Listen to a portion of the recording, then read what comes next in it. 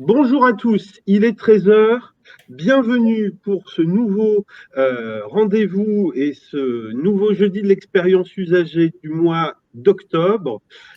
Aujourd'hui, nous allons parler de la démarche d'écoute participative mise en place par Pôle emploi et nous avons la chance de recevoir Sophia Bouzerma, qui est la chef du projet d'écoute participative au sein du département écoute et satisfaction des usagers de la direction de la qualité de service de Pôle emploi. Donc, comme d'habitude, on va laisser la parole dans un premier temps à Sophia Bouzerma pour qu'elle présente cette démarche innovante, suite à quoi vous pourrez lui poser des questions. Ces questions, vous pourrez les poser dès à présent sur le chat et je me ferai ensuite votre porte-parole pour que Sophia puisse vous répondre. Et dans un deuxième temps, beaucoup plus court, il est grand temps que je vous annonce les événements que la mission Expérience Usagée a prévus pour vous principalement dans le cadre du mois de l'innovation publique. Avant de passer la parole à Sophia, que je remercie à nouveau, juste un point de détail technique, vous pouvez agrandir l'image du PowerPoint en cliquant sur le carré en bas à droite de l'écran qui vous fait passer en mode plein écran, qui rendra plus aisée la lecture des supports que va partager Sophia. Sophia, la parole est à vous. Merci Marcel, bonjour à tous. Est-ce que vous m'entendez bien déjà? Marcel, vous pouvez me faire un retour là-dessus? Parfaitement. On m'entend bien, c'est parfait. Je suis ravie de ce temps d'échange, de partage avec vous et de cette invitation de la DITP. Donc moi, je représente Pôle emploi, la direction de la qualité de service, et on a répondu à l'appel de la DITP pour partager une démarche, une méthode innovante que nous allons mettre en œuvre, que nous avons testé et éprouvé, que nous allons mettre en œuvre dans le réseau Pôle emploi au mois de novembre. Donc, il s'agit de la démarche de l'écoute participative.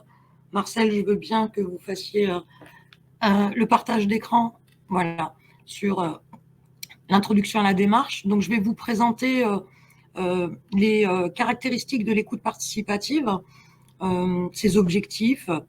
Je vous expliquerai aussi pourquoi on l'a développée, comment on a fait pour la développer et quelles sont les prochaines étapes pour la mise en œuvre.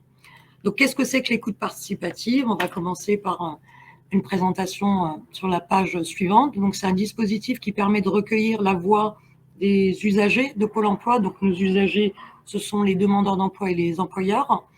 Ça permet aussi de recueillir la voix des agents de Pôle emploi, des partenaires et des prestataires de Pôle emploi. Donc, tout ça avec pour objectif d'améliorer nos services et surtout, je veux dire vraiment ce qu'on vise, c'est augmenter la satisfaction de nos usagers, répondre à leurs besoins, leurs attentes. Et pour ce faire, on va mener des écoutes participatives auprès de ces diverses cibles selon les problématiques. Donc, c'est quoi l'écoute participative? C'est un dispositif d'écoute qui appartient à la démarche qualité de Pôle emploi. C'est une méthodologie d'animation de groupe largement inspirée du focus group que vous connaissez tous. Elle permet donc d'identifier des pratiques, des comportements, des attentes, des besoins. Elle permet de co-construire, elle permet de tester, d'éprouver, de challenger en groupe des propositions, des suggestions. Elle nous permet, par exemple, aussi de tester des concepts de service ou des messages, par exemple. Voilà, donc elle place vraiment au centre de la démarche l'expérience, l'usager, mais aussi nos agents. On a besoin de recueillir la parole de nos agents, de nos partenaires, de nos prestataires pour améliorer notre offre. Voilà, donc ces techniques d'animation de l'écoute participative, elles appartiennent au domaine des sciences humaines, elles appartiennent au domaine des études qualitatives. Et on a donc travaillé une démarche méthodologique outillée. Donc l'écoute participative, aujourd'hui, c'est un kit méthodologique. C'est surtout 2 jours de formation, donc il y a l'ingénierie pédagogique associée, 2 jours de formation qu'on adresse, qu'on propose au réseau, aux agents de Pôle emploi, quels qu'ils soient, dès lors qu'ils souhaitent mobiliser cette démarche pour améliorer les services, augmenter la satisfaction des usagers. Donc c'est vraiment l'intérêt de la démarche, si vous voulez, parce que vous connaissez tous cette capacité qu'on a tous à écouter, à entendre, à organiser des focus group, des observations, des interviews, à utiliser beaucoup de données qualitatives, quantitatives. Là, en fait, ce qui change et ce qui est innovant dans cette démarche, c'est que on l'a développé pour le réseau, pour les agents. Il est vraiment à la main des agences du réseau. Donc, ils vont pouvoir le mobiliser au niveau local d'une agence, par exemple, au niveau de services, en direction régionale, par exemple, également. Voilà, tout le monde peut s'en saisir dès lors qu'il est outillé, formé, sensibilisé à la démarche. D'où les 2 jours de formation qu'on propose. Donc là, sur ce slide, vous voyez quelques exemples de thématiques d'écoute. Donc ce support, en fait, c'est ce qu'on propose pendant l'action de formation à nos agents. Donc on a beaucoup illustré, démontré par l'exemple, donné des illustrations, donné à voir, justement pour permettre une meilleure appropriation. Donc là, on a mis quelques exemples types. On peut organiser une écoute participative dans une agence, par exemple, dont l'objectif serait mieux accueillir les demandeurs d'emploi dans notre agence. Parce que je reviens à cette dimension locale, c'est ce qu'on a voulu développer. On va permettre aux agences d'adapter les problématiques, d'adapter l'investigation aux problématiques qu'elles rencontrent, au public qu'elles rencontrent, puisqu'on va vraiment tenir compte de l'environnement dans lequel elles évoluent, de leur public, de leur situation géographique, socio-économique, du bassin économique. Il y a plein d'éléments qui entrent en ligne de compte. Et cette méthode, elle permet vraiment d'aller au niveau le plus local. Donc, on a mis des exemples de demandeurs d'emploi, des exemples pour les agents. On peut proposer une écoute participative, par exemple, sur comment j'optimise l'accompagnement des jeunes que nous suivons dans le cadre du dispositif accompagnement intensif jeunes. Un exemple auprès des employeurs, on va monter une écoute participative parce qu'on souhaite mieux promouvoir les recrutements au sein de notre agence ou faire la promotion de nos mesures au sein de notre agence. Et puis auprès de partenaires, l'exemple qu'on donne, c'est comment je travaille avec mes partenaires pour mieux communiquer auprès des usagers sur les orientations, les services disponibles, aussi bien par exemple à la Chambre de commerce de l'industrie qu'auprès de Pôle emploi, qu'auprès des différents partenaires qui interviennent et qui sont là pour délivrer de l'information aux usagers que sont les porteurs de projets, par exemple, sur la création d'entreprises. Donc, c'est quelques exemples un peu emblématiques et le kit qu'on propose va donner des supports, des guides d'animation. Alors, qu'est-ce que sont les spécificités de l'EP, l'écoute participative? Donc, elle est participative, on recueille la voix des usagers, des partenaires, des agents et dans une logique, dans une démarche collective qui est qui a pour viser améliorer les services aux usagers. Elle est mobilisable au niveau local. C'est vraiment ça, sa spécificité, sa particularité, parce qu'on fait déjà des focus group, on fait un tas d'investigations. Là, on donne la main aux agences pour le faire. Et on leur donne la possibilité de monter en compétences pour le faire de manière sécurisée. Elle est opérationnelle, puisqu'on va partager des expériences, des propositions. Elle peut répondre à une problématique, par exemple, locale d'organisation du travail ou de délivrance d'un service. L'objectif, c'est toujours améliorer le service aux usagers. Et elle est complètement intégrée à notre démarche qualité, puisqu'on a un dispositif d'écoute qui est connu dans le réseau Pôle emploi. Donc, elle est tout à fait en cohérence avec nos engagements de service, avec les enquêtes qu'on peut déjà mener par ailleurs, nos baromètres, etc. C'est-à-dire qu'on va mobiliser l'écoute participative dans le cadre de la démarche qualité et avec les éléments dont on dispose déjà par ailleurs. Ça peut venir compléter, par exemple, des enquêtes de satisfaction ou des baromètres, des résultats qu'on a au niveau local. Alors, on va passer à la slide suivante. Donc, qu'est-ce qu'elle permet et qu'est-ce qu'elle ne permet pas? Donc, elle permet, on l'a déjà dit, d'identifier, recueillir des expériences, des comportements, des perceptions, des pratiques. Je vais pouvoir, à travers une écoute participative, comprendre comment les demandeurs d'emploi dans telle agence, dans tel bassin d'emploi, se comportent à l'accueil, qu'est-ce qu'ils attendent au niveau de cet accueil-là, quels sont leurs besoins, quels sont les irritants qu'ils ont pu identifier. Je vais identifier aussi des leviers, des freins, des attentes, des suggestions. Je vais identifier ce qui converge et ce qui diverge en termes de perception, d'attente. Ça permet de comprendre des motifs de satisfaction et d'insatisfaction. Donc, typiquement, sur des enquêtes quantitatives, on est capable tous de dire, voilà le niveau de satisfaction de nos usagers sur tel service. Après, si j'ai besoin de creuser en profondeur pour comprendre quelles sont les raisons de la satisfaction, de l'insatisfaction, une écoute participative pourra me le permettre au niveau très local. Donc, elle me permet de comprendre des logiques individuelles ou collectives, de groupe, par exemple, d'organisation de travail. Elle me permet de co-construire ou de tester des idées. On veut mettre en place un nouveau service dans telle agence, dans tel service. On a des doutes sur son intérêt, sur son attractivité, sur sa capacité à susciter l'adhésion, l'intérêt, sa valeur ajoutée. On peut le tester à travers une écoute participative, voire plusieurs écoutes auprès de différentes cibles.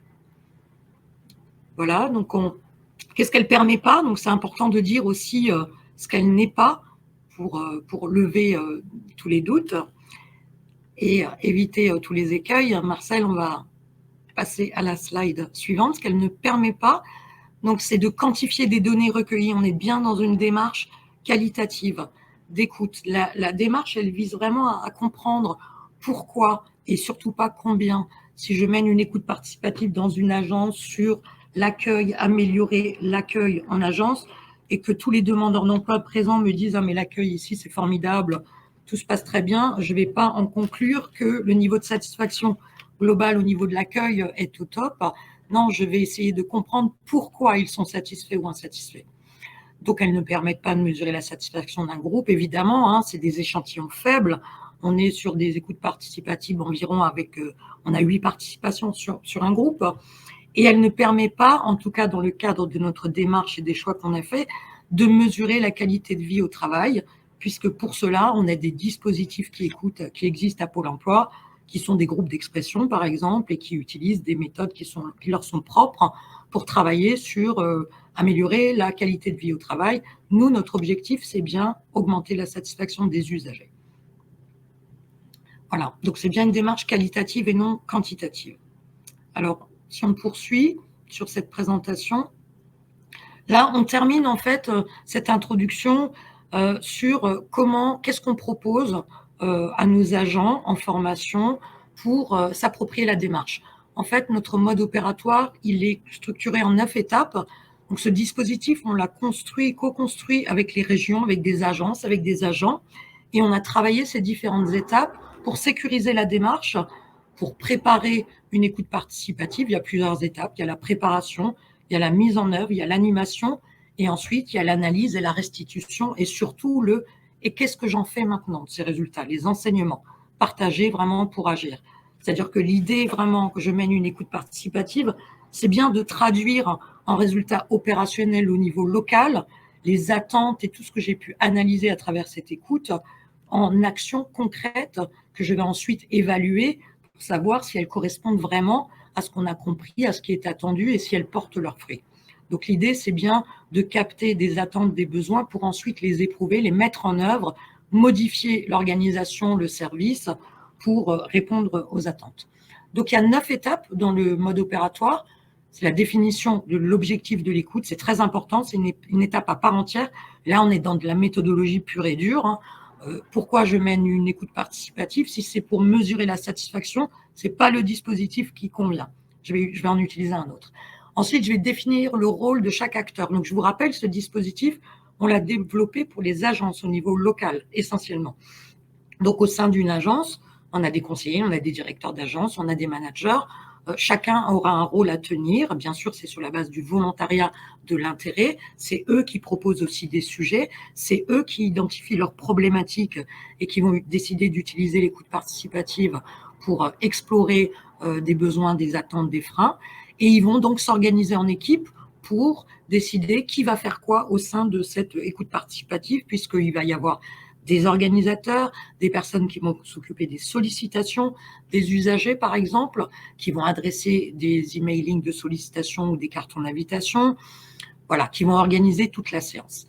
Il y a la définition du panel du groupe d'écoute qui est très importante, qui est une étape importante, puisque ça va énormément conditionner l'écoute participative.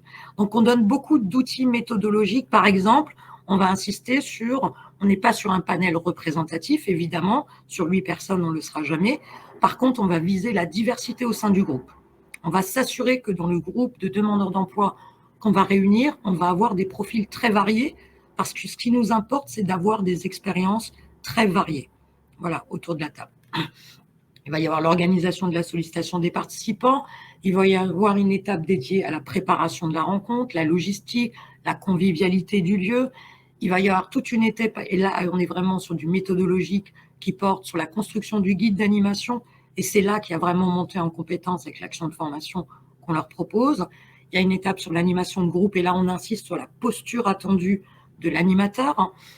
Il y a une étape consacrée à la rédaction du rapport de synthèse, et la dernière étape, qui est très importante, qui est comment je partage les enseignements de cette écoute ou de ces écoutes, et comment on entre en action avec le collectif pour agir, pour modifier l'organisation, le service, tester, éprouver les recommandations qu'on aura pu identifier à travers l'écoute. Voilà en gros la démarche, l'introduction à la démarche, en tout cas que je peux vous faire aujourd'hui. Ce que je peux vous dire, c'est que donc à Pôle emploi, on a expérimenté cet outil, cette formation. On travaille avec les régions pour accompagner les agences dans la prise en main de cette démarche, de ce nouvel outil d'écoute. Et donc, on va le déployer au mois de novembre. On propose déjà des actions de formation à la plupart aux agents mobilisés, intéressés. Et bien sûr, on va suivre de très près les retours d'expérience des agences et du terrain. Merci beaucoup. Vous m'entendez, Sophia? Oui, bien. Très bien. Alors, on a déjà des questions qui ont été posées. La première, qui vient de Loïc, vous demande si cette démarche est issue des travaux du lab. Alors, les travaux du lab de Pôle emploi? Oui. Ah. Je suppose, mais en toute vraisemblance. D'accord. Non, elle n'est pas issue des travaux du lab, mais elle utilise, comme le lab, des outils de facilitation. C'est un outil de facilitation. Ce sont des techniques d'animation projective. Ce sont des techniques d'animation de groupe. Et comme le lab, on s'est inspiré de méthodes de facilitation qui viennent du design thinking, qui viennent des focus group, qui viennent des entretiens de groupe et de techniques projectives qui sont largement utilisées dans les labs.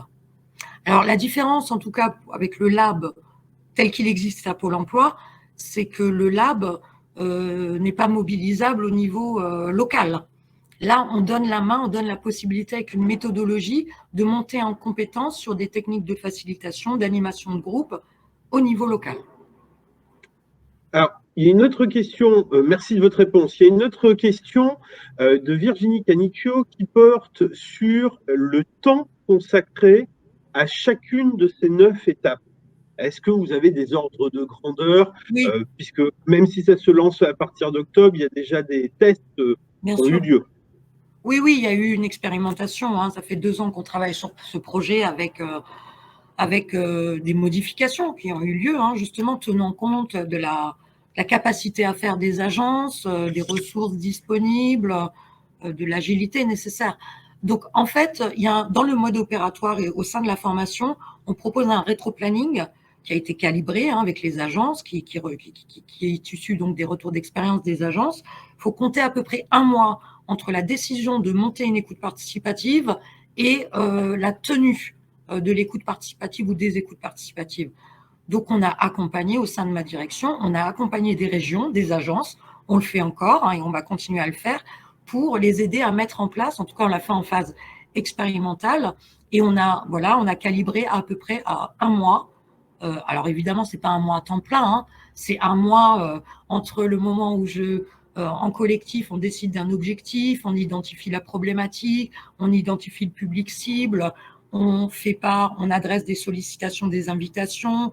Évidemment, on informe le collectif, on prépare la rencontre, on anime l'écoute participative, on instruit le rapport, on analyse et on partage avec le collectif. Donc tout ça, ça met à peu près 1 mois. Moi, j'ai 2 questions qui me permettront d'intégrer la 3e question qui vient de Yael Didi. Quel est le soutien que l'équipe nationale apporte quand il y a une initiative locale qui se lance dans les étapes 1, 2, 3, 4 et 5? Et Yael pose une question encore plus précise. Comment vous procédez pour le recrutement des profils des 8 participants? Alors, tout est prévu et tout est expliqué. C'est l'objectif d'une étape à part entière qui s'appelle organiser la sollicitation des participants. Donc, on donne des indications. C'est vraiment des indications très méthodologiques et très sécurisées. Et on donne, par exemple, aussi dans notre boîte à outils tout le cadre RGPD pour s'assurer que les sollicitations sont faites en respectant le cadre RGPD, que ce sont bien des invitations qui sont adressées aux usagers, qu'on leur explique clairement la démarche, pourquoi on monte une écoute participative, leur expliquer qu'on a besoin de leur avis pour améliorer nos services. Voilà. Après, sur la composition des groupes, c'est l'objet d'une séance spécifique en formation. On va leur donner à voir une composition de panels diversifiés et pas représentative. On va leur expliquer pourquoi, quand on constitue un groupe, on va s'assurer que dans le groupe, il y a 8 profils très différents. C'est la richesse et la diversité des profils, des expériences qui nous intéressent. C'est aussi des niveaux de satisfaction très variables qui nous intéressent. On veut aussi bien des gens satisfaits de l'accueil que des gens insatisfaits, parce qu'on a besoin de comprendre et d'avancer pour améliorer les services. Mais les modalités ça me semble très clair, mais pour creuser un peu cette question, les modalités de recrutement et d'attraction de ces participants au focus group et justement, enfin à l'écoute participative, voilà, et justement très fonction de leur niveau de satisfaction, de leur posture vis-à-vis des agences. Et du coup, est-ce que vous guidez les agences dans le fait que pour ces 8 profils, il y a des modalités d'enrôlement qui vont varier? Et si oui, qu'est-ce que vous leur indiquez? En fait, on les incite surtout déjà à bien déterminer l'objectif de leur écoute. Tout va partir de là pour définir ensuite les cibles et les profils. Donc, si l'objectif de mon écoute, c'est améliorer l'accueil, parce que je sais, j'ai analysé à travers mes réclamations, à travers mes enquêtes de satisfaction, qu'il y avait un souci au niveau de l'accueil, mais je ne suis pas capable de dire à quel niveau précisément ou quelles seraient les attentes. Donc, je vais proposer, par exemple, de constituer un groupe avec des demandeurs d'emploi qui viennent. Ils savent, les agences, les agents savent qui sont les profils qui viennent en agence typiquement. On va avoir beaucoup de profils en situation de fragilité avec les outils numériques qui vont se rendre régulièrement en agence. On sait que ce sont eux qui fréquentent énormément les sites parce qu'ils ont besoin d'aide, ils ont besoin de s'actualiser sur place avec de l'aide et on propose des services pour ce faire. Donc, je vais peut-être décider de monter une écoute participative avec ces publics que je connais parce que je sais que ce sont eux les consommateurs et les utilisateurs de l'espace accueil. Et donc, on va donner des recommandations pour constituer le groupe. Parmi ces publics, j'ai envie d'avoir autour de ma table, parce que tous les avis m'intéressent, des gens qui sont en situation de fréquenter notre accueil, mais peut-être aussi des gens qui ne viennent jamais. Et j'ai envie de savoir peut-être pourquoi ils ne viennent jamais. Est-ce que c'est parce qu'ils ne se sentent pas concernés ou parce qu'ils utilisent d'autres services ou parce que les services proposés ne les intéressent pas ou ils ne sont pas connus? Tout dépend donc de la problématique qui va être définie en amont. Qu'est-ce que je cherche à savoir auprès de qui? Francesca Martini vous demande quels effectifs en ETP ont été nécessaires pour construire l'écoute participative. Alors, quels effectifs en ETP? Ça s'est fait avec le réseau. Hein. Donc, on va dire qu'en structure, en direction générale, on a été mobilisé à 2 sur ce dispositif depuis à peu près 2 ans, mais on est sur plein d'autres choses. Donc, on n'était pas à 2 à temps plein, mais en tout cas, les personnes en charge des études qualitatives au sein de notre direction, donc Marie Mounier, ma collègue et moi-même, avons été mobilisés sur ce dispositif tout en travaillant à nos différentes études. Et donc, je dirais que voilà, les personnes ressources sont là. Ensuite, on s'est beaucoup appuyé sur nos correspondants qualité en région, puisqu'on a un réseau de correspondants qualité, et sur des expérimentations qu'on a proposées en région. Donc, il y a des agences qui se sont lancées. Quand on a finalisé l'écriture du kit, on l'a éprouvé, la démarche. Donc, ils se sont lancés en agence, ils ont monté leurs écoutes, on les a accompagnés, on les a appuyés sans faire à leur place. Et on a retravaillé, optimisé la démarche à certains moments. On a aussi demandé l'aide d'un prestataire externe. On a souhaité obtenir une vision externe d'un prestataire qui est un spécialiste des études qualitatives et qui nous a aidé à finaliser le guide et la démarche méthodologique et l'action de formation. Et on a aussi beaucoup travaillé chez nous avec la direction talents et compétences pour tout ce qui concerne l'ingénierie de formation. Merci beaucoup. Virginie Canicieux vous demande quel taux de retour vous avez entre les emails envoyés pour solliciter les participants et le nombre de participants effectifs qui prennent part à l'écoute participative. Alors, c'est très variable parce que ce n'est pas le seul canal de contact.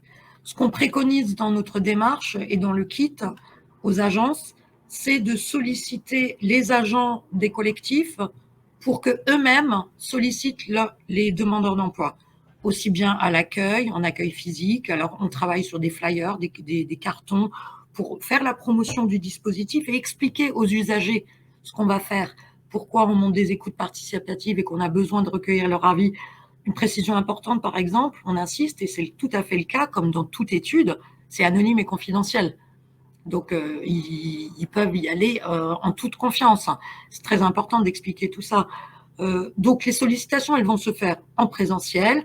Ça peut être des conseillers qui sollicitent des demandeurs d'emploi de leur portefeuille. Si je veux monter une écoute participative sur l'amélioration de l'accompagnement intensif jeune en agence, je vais m'adresser aux conseillers de mon agence et leur demander s'ils ont un ou deux profils qu'ils pourraient solliciter pour participer à une EP tel jour, à telle heure, sur tel sujet, avec tel objectif.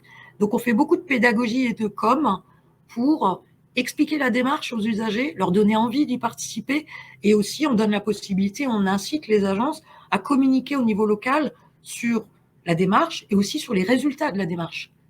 Hein, qu'est-ce qu'on a mis en place dans cette agence? Ils peuvent afficher, alors ils ont leur marge de manœuvre, ils choisissent les canaux pour le faire, ils peuvent associer les demandeurs d'emploi à des retours d'expérience, ils peuvent travailler sur de l'affichage pour communiquer sur les actions.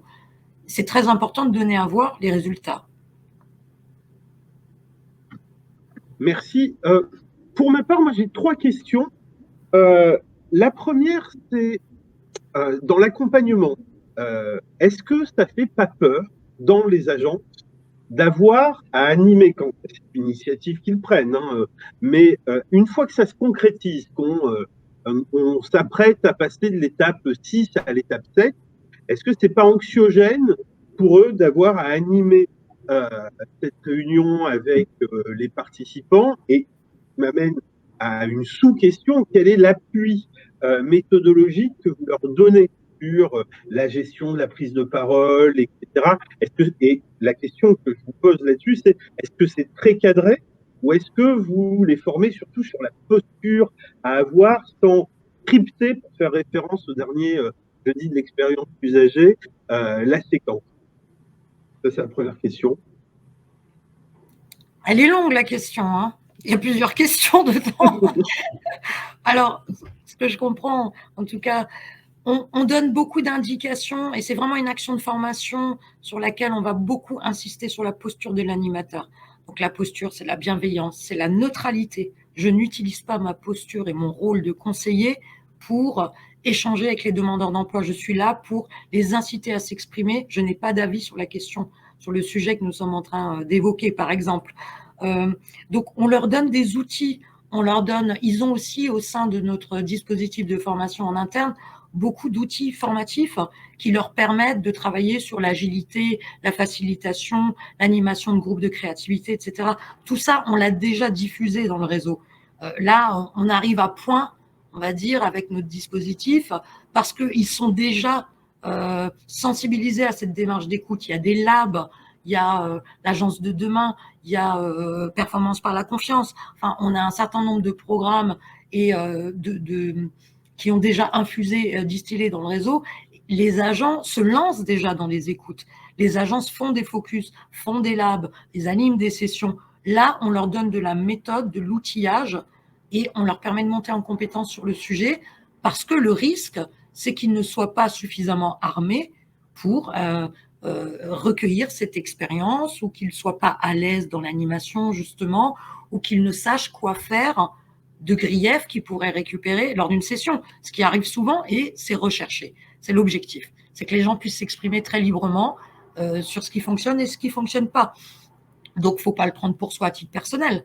On est là pour faire avancer les services, et il y a une manière de faire, il y a des techniques projectives, il y a des techniques d'animation, il y a une posture à avoir. Et tout ça, on le transmet à travers cette action de formation, mais aussi à travers d'autres programmes qui sont diffusés. Ensuite, c'est sur la base du volontariat. Tout le monde n'a pas envie d'animer une écoute participative. Tout le monde n'a pas envie de se retrouver avec 10 demandeurs d'emploi ou 8 partenaires. Voilà. Il y a donc un certain nombre, il y a d'autres possibilités. Cette action de formation, elle est ouverte à toute personne désireuse d'organiser une écoute participative. Je peux vouloir l'organiser, mais ne pas vouloir l'animer. J'ai besoin de talent. Moi, dans mon écoute, j'ai besoin d'un talent pour analyser ce qui va être dit. J'ai besoin de talent pour l'organiser, pour organiser le ciblage, les sollicitations. Donc, je n'ai pas besoin que d'animateurs. Merci. Une deuxième question. Vous avez été très clair dans ce que ne fait pas l'écoute participative, c'est pas de la qualité de vie au travail, mais néanmoins, est-ce que dans une logique de symétrie des attentions, quand un sujet qui est lié à la satisfaction des usagers ressort d'une écoute participative avec des usagers, est-ce qu'il a déjà été envisagé d'organiser en miroir une écoute participative interne pour trouver les leviers de résolution des sujets, etc. Est-ce que les deux se mais mettent en tout à miroir? fait. Alors, on est peut-être passé, je suis passé vite dessus. On parle d'écoute participative et de diverses cibles. Je peux mener des écoutes avec des agents. Donc, si, par exemple, sur le sujet de l'accueil, je vais améliorer l'accueil, je vais mener une écoute avec des agents pour leur demander, par exemple, pendant 2 heures, on va échanger sur comment ça se passe l'accueil d'après vous et d'après les demandeurs d'emploi. Qu'est-ce qui fonctionne, qu'est-ce qui ne fonctionne pas? Et en miroir, je vais faire la même chose avec des usagers. Donc, ce sont des cibles, des écoutes participatives également. Les écoutes participatives se mènent auprès d'agents, d'usagers, aussi de partenaires, de prestataires, de tout acteur qui peut nous apporter de l'eau au moulin. Mais le seul objectif qu'on vise, c'est l'augmentation de la satisfaction des usagers. Et alors justement, ça m'amène à ma troisième et dernière question. Vous avez déjà expérimenté le dispositif, ça vient compléter, vous l'avez dit en introduction, les enquêtes de satisfaction. Qu'est-ce qui a été éclairé en matière de satisfaction des usagers par les méthodes d'écoute participative qui n'auraient pas pu être touchées du doigt, rendues visibles par les démarches d'enquête quantitative? Tout ce qu'on ne peut pas identifier à la maille locale. En fait, concrètement, je vous donne un exemple. Il y a eu une écoute participative menée dans une petite agence de Grand Est en zone rurale sur l'accompagnement des jeunes en AIJ, accompagnement intensif jeunes, parce qu'il y avait une problématique d'accompagnement, un manque de mobilisation des jeunes demandeurs d'emploi, un manque d'intérêt. Ils ont creusé une écoute participative avec des jeunes qui venaient de missions locales, de Pôle emploi, des jeunes qui n'étaient nulle part, des NITS, des jeunes qui venaient de l'école de la deuxième chance. Donc, vous voyez, une diversité de profils autour de la table. Les conclusions, les enseignements qu'ils en ont retirés, c'est que il y a peut-être une problématique sur l'appellation de la prestation. On se remet en question. Accompagnement intensif jeune, ça fait peur aux jeunes. En tout cas, dans ce groupe, dans cette agence, ils l'ont dit clairement, nous, on n'a pas besoin d'être accompagnés de manière intensive. Le mot intensif est anxiogène. Il y a plein d'autres choses qui sont sorties. J'ai besoin d'un conseiller qui, lors d'un premier entretien, va me permettre de m'exprimer très librement, pas sur mon projet professionnel, pas sur mon projet de formation ou de recherche d'emploi, mais sur qui je suis, d'où je viens, comment j'ai vécu jusqu'à présent, quelles sont mes problématiques sociales, relationnelles, par quel canal de contact j'ai envie d'échanger, etc. Donc, beaucoup de choses qui vont nourrir l'accompagnement, mais au niveau local. Voilà. Ça, c'est des choses, on a bien des pistes au niveau national, on a des enquêtes importantes et on a beaucoup de résultats qu'on peut exploiter. Après, si au niveau local, j'ai des problématiques que toutes les agences ne rencontrent pas. toutes les agences n'ont pas la même problématique à explorer. Donc, elles ont besoin d'éclairage vraiment spécifique qui les concerne. J'ai une question subsidiaire, je vous promets, c'est l'ultime question, mais c'est très engageant pour vos usagers qui participent à ces dispositifs. Ils prennent du temps, ils consacrent de l'énergie. Euh, Sûrement que le fait même d'y participer est satisfait, mais en aval, quelles sont les suites que vous leur donnez? C'est-à-dire, on leur demande de s'exprimer sur tel sujet, c'est plus engageant qu'une enquête de satisfaction. Est-ce que vous leur faites des retours d'information? Est-ce que partager les enseignements pour agir, ça semble tourner quand même avant tout vers l'opérationnel, vers l'interne? Quelle est la construction d'une relation avec vos panélistes en aval? Alors, on incite les agences, mais je me rappelle, les agences ont la possibilité de partager comme elles le souhaitent. Nous, on donne des recommandations. L'idée pour elles, c'est vraiment de donner à voir, de partager, d'aller plus loin avec les usagers, que ce soit des employeurs, des demandeurs d'emploi, des partenaires, sur les travaux et sur les conclusions et sur les actions qui seront produites derrière. L'idée, c'est qu'on a envie, et c'est ce qu'on voit déjà, que les actions soient concrètes, réalistes, réalisables, et qu'elles soient palpables, et qu'elles soient ensuite évaluées dans le temps. Donc, on leur propose, on les incite à communiquer, à partager et à réitérer la démarche, que ce soit avec de l'écoute participative ou d'autres dispositifs. C'est aussi quand même un grand saut vers la capacité qu'on donne maintenant aux agents et aux agences de mobiliser par elles-mêmes des outils d'écoute et d'investigation. Et donc, c'est à Merci elles de beaucoup. trouver le moyen de partager avec les usagers. Merci infiniment, Sophia Bouzerma, pour cette intervention passionnante. Donc, il n'y a plus de questions. On passe donc à la deuxième et dernière séquence de ce jeudi de l'expérience usagée pour vous annoncer un petit peu les événements que nous avons prévus pour vous durant le mois de l'innovation publique, est la vitrine des activités que vous pouvez faire partager auprès de vos publics. On a organisé un brainstorm avec certains membres du réseau au mois de septembre et évidemment, suite à l'étude de l'INSEE sur les électroniques, la question de l'accessibilité des services publics est apparue comme un thème fort. Donc, nous allons organiser le 16 novembre prochain de 9h à 12h30 au lieu en physique, et donc vous êtes les bienvenus, une conférence dédiée à la gestion des accessibilités, donc dans l'accessibilité prise dans ces différentes dimensions, qu'elles soient géographiques, numériques ou alors sémantiques et relationnelles, la manière dont on s'adresse à l'usager pour lui faciliter la compréhension et en retour faciliter son expression avec nous. Donc il y aura 3 moments. Un premier moment de présentation de l'actualité du programme Service Public Plus autour de la plateforme, de l'amélioration continue. Une deuxième table ronde, justement, réfléchira à la variété des dimensions de l'accessibilité. Marine Boudot, de la direction interministérielle du numérique, viendra nous parler de l'accessibilité, du design d'accessibilité, le système d'information, le design système de l'État sera également présent. Pôle emploi sera à nouveau présent, mais là, pour le coup, pour nous parler de la stratégie globale d'accessibilité, comment ils arrivent à conjuguer l'accessibilité physique dans les agences, numériques et aussi sémantique dans les courriers et les échanges avec leur public. Et à chaque fois, il y aura un universitaire spécialiste de la relation usagée pour venir donner une perspective comparative historique, contrepoint aux propos échangés. En l'occurrence, ce sera Gilles Janot, qui est un des plus grands experts de la relation service dans le public, et qui, le que sais-je, sur les usagers il y a une vingtaine d'années. Une deuxième table ronde aura lieu sur justement spécifiquement dédié au thème de l'accessibilité numérique des services publics autour de l'idée de la compréhension des besoins et de l'accueil des usagers éloignés du numérique. Jean Dédier d'Emmaüs Connect a donné de principe pour une intervention.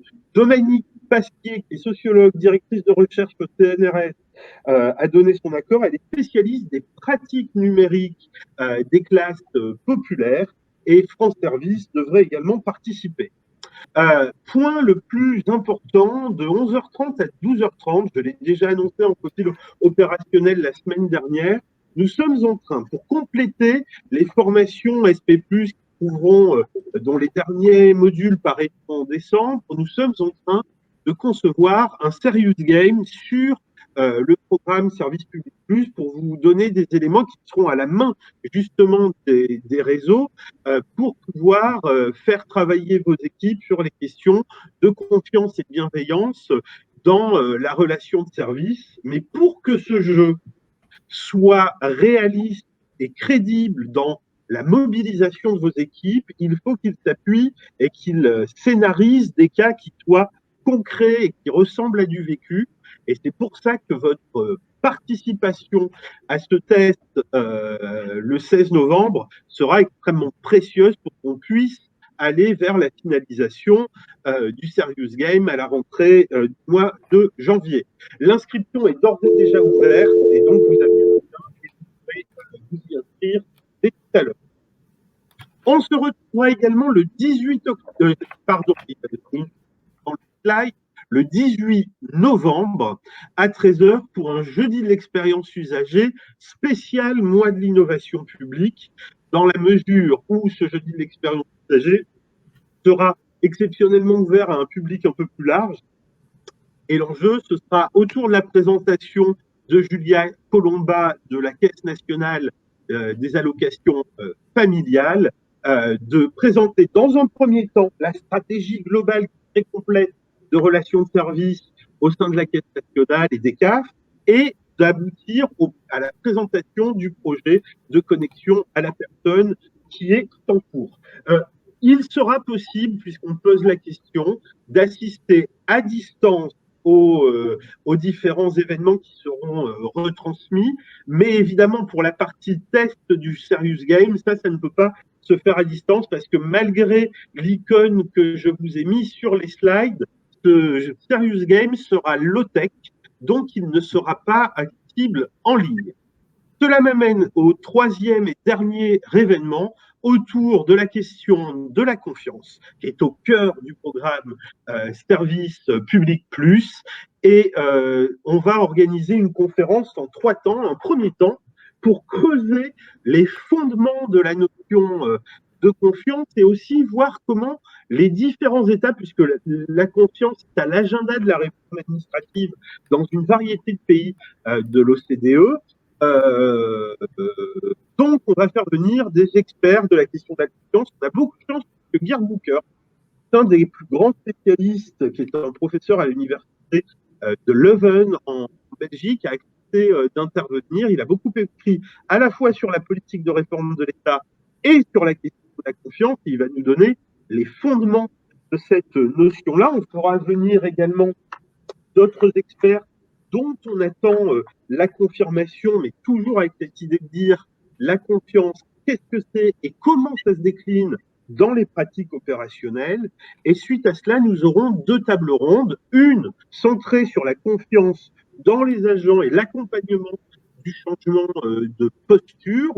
On a la chance d'avoir l'accord du directeur de l'équivalent des ACDIC, puisqu'ils n'ont pas fusionné comme en France, belge, Jean-Marc Vandenberg, qui viendra nous parler des différentes expériences de libération d'administration dans le champ de la sécurité sociale avant qu'ils rejoignent l'ONEM. On aura aussi des chercheurs spécialistes à la fois de la symétrie des attentions et de l'éthique du care, notamment le professeur Benoît Mérodin, qui est un spécialiste du marketing et de marketing des services publics, qui nous conduira tout naturellement vers un atelier sur la confiance envers les usagers. Voilà, il y aura également une fin de matinée autour du test du Serious Game. Et pour répondre à la question, et je le remercie de Fabien Malray, dans les slides que vous allez recevoir par mail par la suite, vous avez un lien d'inscription La Confiance pour tous sur lequel vous cliquez pour vous inscrire. Mais vous pouvez, si vous ne recevez pas le support, aller tout simplement sur le site du mois de l'innovation publique sur la DITP, vous tapez DITP MIP mois de l'innovation publique et vous allez avoir la liste des événements et les inscriptions sont ouvertes. Donc, vous pouvez d'ores et déjà vous inscrire. Vous savez désormais tout sur les 3 événements que nous vous avons concoctés. Donc, nous sommes à votre écoute si vous avez des questions.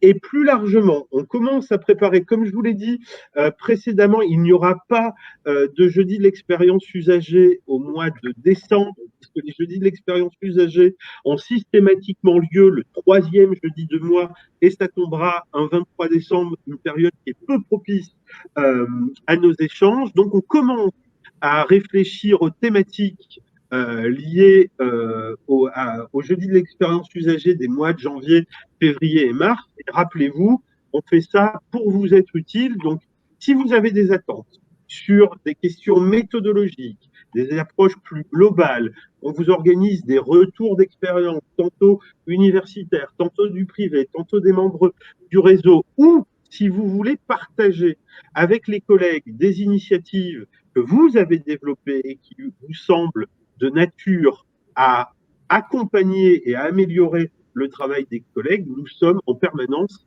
à votre écoute.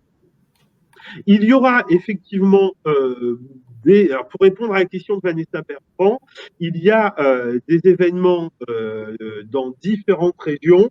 Théoriquement, là pour le coup, les événements organisés en région sont juste référencés sur le site du mois de l'innovation publique. On leur pose systématiquement la question de l'ouverture à distance, de l'hybridité ou du caractère uniquement présentiel de ces événements. Donc, vous devriez avoir les informations sur la page dédiée à chaque événement. Mais je sais que certains sont en hybride, mais puisque c'est organisé de manière décentralisée, je ne peux pas vous répondre de manière systématique.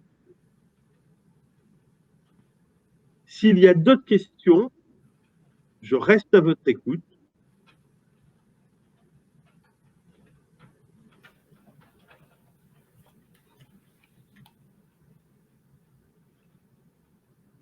Eh bien, s'il n'y a plus de questions, il me reste juste à vous saluer, vous remercier de votre participation et remercier à nouveau Sophia pour sa présentation très inspirante. Merci beaucoup. On se retrouve le 18 novembre à 13h pour le jeudi de l'expérience usagée spécial loi de l'innovation publique avec l'intervention de Julia Colomba. Au revoir, bonne journée. Merci, au revoir. Merci.